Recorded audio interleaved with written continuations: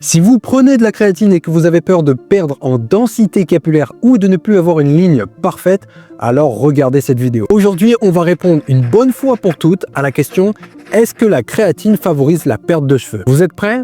C'est parti. Pour ça, il faut comprendre l'une des choses qui entraîne la perte de cheveux chez les hommes. La coupable, la voilà. La DHT. La DHT est une hormone et la DHT est connue pour rétrécir les follicules pileux. Donc plus vous en avez, plus vous êtes susceptible de jouer dans un rôle de bad boy. Bah oui, ils sont tous chauves. Mais la question est-ce que la créatine augmente la DHT? D'après cette étude de 2009 sur des rugbyman, oui, cette étude a bien examiné la concentration de DHT et de testostérone après 3 semaines de supplémentation. Ah oui, juste une petite info avant ça. Vous savez, ce qui augmente aussi la DHT, c'est l'activité physique. Donc si vous avez si peur de votre densité capillaire, ne faites pas du tout du sport. Au-delà du physique, les cheveux sont métaboliquement pas très actifs. Pour en revenir à notre étude, les niveaux de testostérone total n'ont pas changé de manière significative. Les niveaux de DHT ont augmenté de 56% après la phase de charge de 7 jours et sont restés à 40% au-dessus du niveau initial après la phase de maintenance. Le ratio DHT-testostérone, ce ratio a augmenté de 36% après une semaine de supplémentation. Donc, la conclusion de cette étude,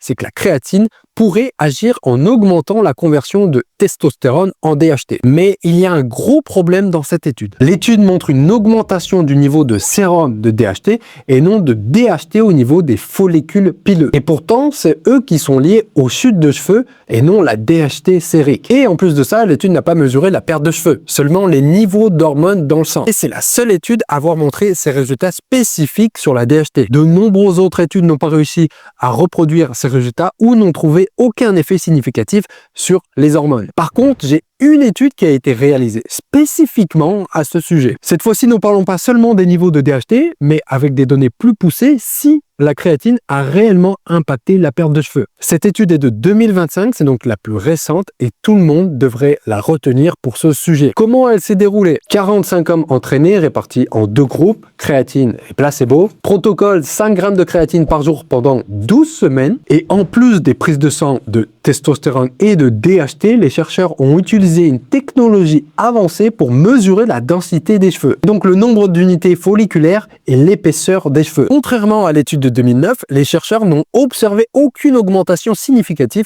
de la DHT et ni du ratio DHT-testostérone dans le groupe créatine par rapport au groupe placebo. Il n'y a eu aucun changement dans la densité des cheveux, leur épaisseur ou le cycle de croissance. Les auteurs concluent que cette étude apporte des preuves solides contre l'idée de la créatine qui contribue à la perte de cheveux. Et bien sûr, c'est l'étude la plus poussée à ce jour qu'on a à ce sujet, car elle ne s'est pas contentée d'observer juste les marqueurs hormonaux indirects, comme celle de 2009, mais a scruté l'état réel des follicules pileux, et ça sur une période de 3 mois. Donc, s'il vous plaît, la prochaine fois que vous voyez une vidéo ou qu'une personne vous parle de la créatine et de la perte de cheveux, envoyez-lui cette vidéo. S'il est vrai qu'une personne peut observer une légère baisse de la densité capillaire au moment où elle commence la créatine, ce n'est pas le complément alimentaire en lui-même. En réalité, ça vient souvent du changement de mode de vie. Peut-être qu'il vient de se mettre au sport en même temps, et donc ça peut expliquer cette légère perte de cheveux. Et si vous souhaitez tester de la créatine, veuillez bien acheter de la créatine monohydrate, de préférence chez Créapure.